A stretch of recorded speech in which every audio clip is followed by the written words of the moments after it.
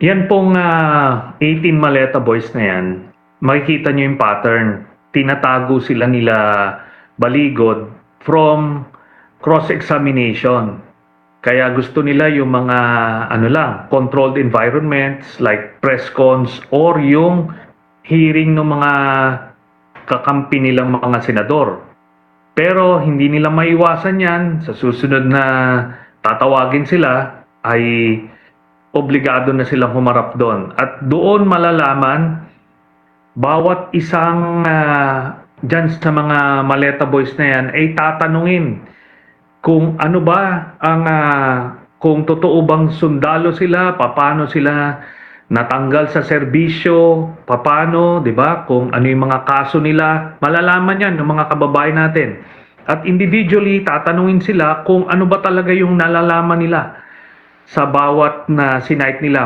Mamimilipit po 'yan pagka bawat isa diyan ay tinanong ng mga senador, mawawala na 'yan sa script. Ganun po mangyayari diyan. Inaasahan niyo ba, sir, na sila ay patuloy na ipapatawag sa Senate Blue Ribbon Committee hearing at matithreat na magkakaroon ng threat na sila ay maaresto kung sila ay patuloy na magde-defy doon sa subpoena? Ganun po talaga ang mangyayari dyan. They don't have any choice. Pag humarap sila dyan, talagang mamimilipit sila paglubid ng kanilang istorya. Tapos naman, kung hindi naman sila attend, may issue naman sila ng warrant. Kaya they will have to pick their poison. This afternoon, sir, two of the bagmen, through their lawyer, admitted that they made a mistake in claiming that Senator Loren Legarda received money. How do you think this affects their credibility? Alam niyo po, yan na naman ang panghuli na patunay na talagang gawa-gawa nila lahat yan. Nakita nyo, very random yung pag-i-include ng mga pangalan. Kapag kakampi ka na, tanggal ka na. Kapag kalaman ka na, isasama ka naman. Ganyan po yan. Si Baligod, ganyan ang reputasyon yan simula pa nung Napoles scandal. Yung listahan, paiba-iba. Tapos may nadadagdag, may nababawas, depende 'yon sa mga pag-uusap nila.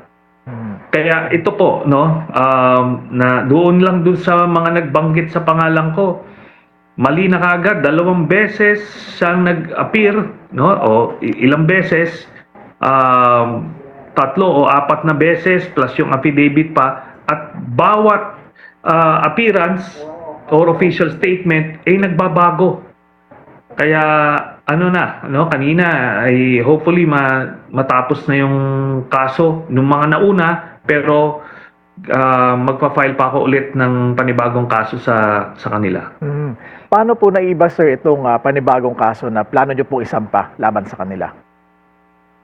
Dito na lang po, I was advised by my lawyer na yung mismo nagsalita na lang, nag-mention ng pangalan ko, yun yung makakasuhan. At kasama na si Marcoleta at si Cayetano for facilitating those libelous remarks. So yun po nagsabi, nung una, ang sinabi, doon daw hinatid sa residence ko, 6 na maleta.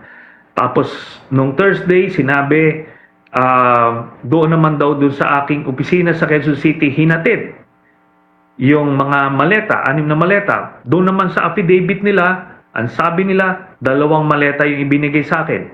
So, itong mga ito, dapat galingan nilang pag-memorize ng script kasi magkakabuhol-buhol talaga. So, yun po talaga ang insistence nila, no, sir, na mayroong script at syempre mayroong direktor at nasa likod po nito. Maliwanag po kanina dun sa press con nila Baligod, nadulas siya eh. Sinabi niya na pinagplanuhan nila yung mga sasabihin. Sinabi niya yon in those words ni Baligod. Tapos sinabi rin niya na nire-review nila yung mga sasabihin. So, dito mo makita na talagang may nagkakamada ng mga sinasabi nila. At sino po ulit ito, sir, kung maaari po ninyong sabihin? Si Baligod mismo ang nagsabi doon na pinagpaplanuhan nila kung ano yung mga sasabihin. sinabi niya kanina dun sa kanyang press con with Robin Padilla. So, ewan ko kung nadulas siya o iniisip niya okay lang yon. Either way, it shows na talagang hindi ito. And sabi ko nga sa inyo, once mag-appear yan sa isang forum na pwede silang tanungin directly, mamimilipit yan. Kung maalala ninyo, di ba nung sinumpi na yan sa NBI, di ba ayaw nilang ipaharap? Tapos kinalaunan, joint affidavit yung binigay. Tapos yung 6 na nagbigay ng statements, gustong bawiin ni Baligot mula sa NBI. So, ilang beses na to, very, very obvious na talagang ayaw nilang isubject ito sa cross-examination kasi talagang mabubutasan yung kanilang kwento. Kayo ba, sir, ay naimbitahan na ng either of the 2 Senate blocks ngayon sa Senado na mag-attend sa isang inquiry? Hindi pa po ako naimbitahan noong legitimate na Blue Ribbon Committee na headed by Senator Erwin Tulfo.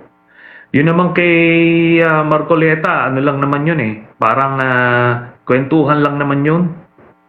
So, saka na lang pagka meron siyang personality, kung umattend siya doon sa committee ni Senator Tulfo, pwede niyang i-request na maimbitahan ako. Doon ako sisipot.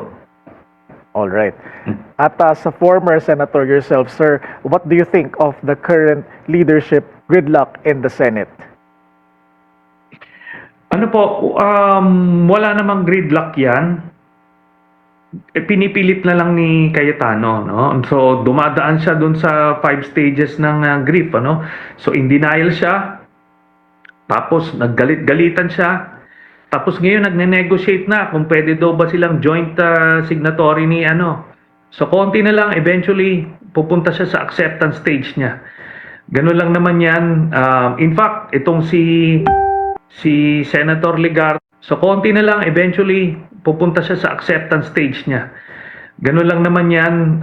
In fact, itong si Senator Legarda, dun sa kanyang letter kay Senator Tulfo, inacknowledge niya na ang chairman ay si Senator Tulfo. So, kaya marami, kinalaunan ay ganun na mauwi yan. Walang employee ng Senado na sumusunod kay Cayetano. Lahat sumusunod na kay Senator Gatchalian. So, wala na, no? Even sa mga website ng Senate, tinanggal na siya bilang Senate President. Si Senator Win ang Senate President pro tempore. Yun po. So, walang kaguluhan. Sir, you once stood as a senator judge sa kaso naman ng impeachment trial ni Chief Justice Renato Corona. Are you worried, sir, that maapektuhan ng current leadership struggle sa Senado yung napipintong impeachment trial ni VP Sara? Hindi po. I'm not worried kasi nga po merong mekanismo ang Senado to deal with unruly senators or those who would try to defy or was this mutiny against a duly elected acting Senate President. So, subukan natin senaryo. July 6, magsisimula, magpe-presiding officer si Senator Win Gatchalian. Kung makipag-agawan ng upuan si Senator Cayetano, ida-direct lang yung Sergeant at Arms to detain itong si Senator Cayetano. So, tapos na. Di ba? Wala nang pwede. Ngayon, kung susubukan nilang mag-Facebook live siya o hindi siya umattend, mag-press con sila sa ibang lugar, di tuloy lang po yung impeachment trial without them. Ganun lang po ang sistema dyan. They can create a scene, which yun yung gusto niyan palagi ni Alan, pero may mekanismo. Ngayon, kung may konting kahihiyan pa sa sarili niya, dapat, tanggapin niya na yung katotohanan na natanggal na siya. Otherwise, talagang aarestuhin siya ng Sergeant at Arms. Ganun po yun. Basta ho, sir, may quorum, ano po? Yes, 12 po yung quorum based doon sa basis nila na natanggal na, wala na si Bato tsaka si Jinggoy. So 12 pa rin yung quorum at may na-establish na po yan.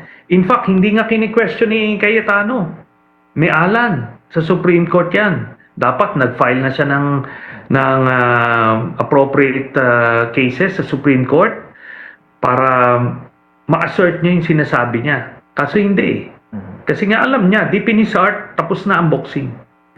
Tungo naman po ko, sir, sa ibang issue. Meron ho ba kayong impormasyon kung nasaan ngayon si Senator Bato de la Rosa? Ganito po, no, maraming mga leads na natatanggap, pero kailangan kasi talagang i-verify itong mga leads na ito para masigurado natin hindi tayo mini-mislead, no, o dinadivert kung saan. Kasi pag malapit na natutumbok mo na, pwede silang magbigay ng ibang impormasyon para malihis ka. So, ano ho yan? It's a difficult process, pero ang inaantay ko nga na gawin itong DILG ay magbigay sila ng reward. Pagka nagkaroon po ng reward sa information na mag-lead to the arrest of Bato, naku, mabilis po yan. Mabilis yan. May minimum amount ho ba kayo na kumaga nakikitang dapat iset na reward po? Basta siguro mga 20 million pataas. Ano na yan?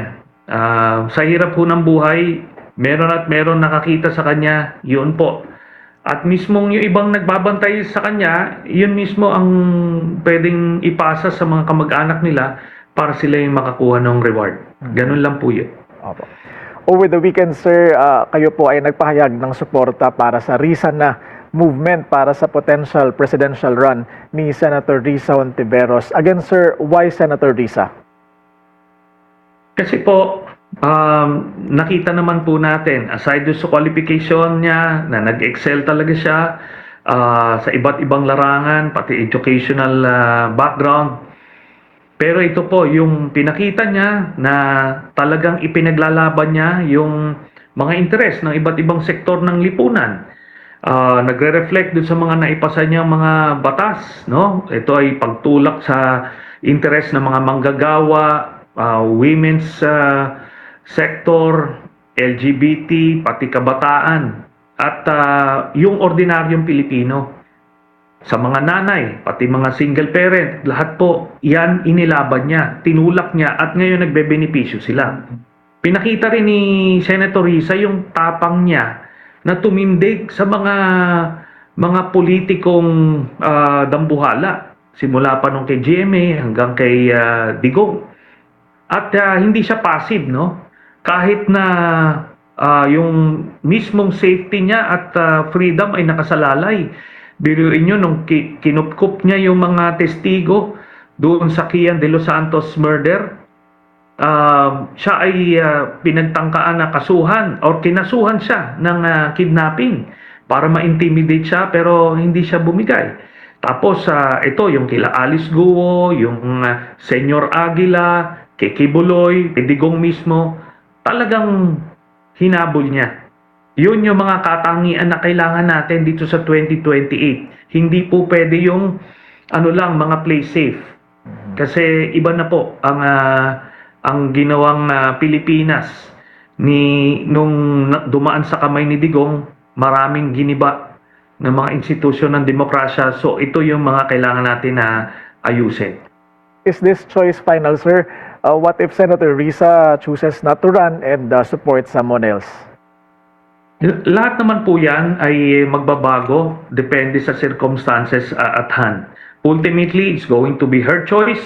Kung hindi po siya tutuloy by next year, edi ano po tayo? Alanganin namang ituloy pa rin natin. So siya po ang may pasya niyan. At we will just follow kung ano ba ang magiging desisyon niya ultimately. Meron ho ba kayong napipisil o nakikitang vice presidential candidate na pwedeng i-partner kay Senator Risa? Ang aking tinutulak po ay magsanib puwersa yung administrasyon at yung middle forces. Kasi itong middle forces ngayon ay nandito, no? Basically, aligned yung interest nila as far as being anti-Duterte is concerned. So yung administrasyon, kung magsanib-pwersa into a coalition with itong middle forces na pinamumunuan ni Senator Risa, edi yun po ang pwede mangyari. Si Senator Risa ang magiging standard bearer for president. Pwedeng si Senator Erwin Tulfo ang pwedeng gawing kandidato for vice president ng administrasyon. Para yung buong puwersa mas solid talaga at masigurado nating magtatagumpay itong mga anti-Duterte forces.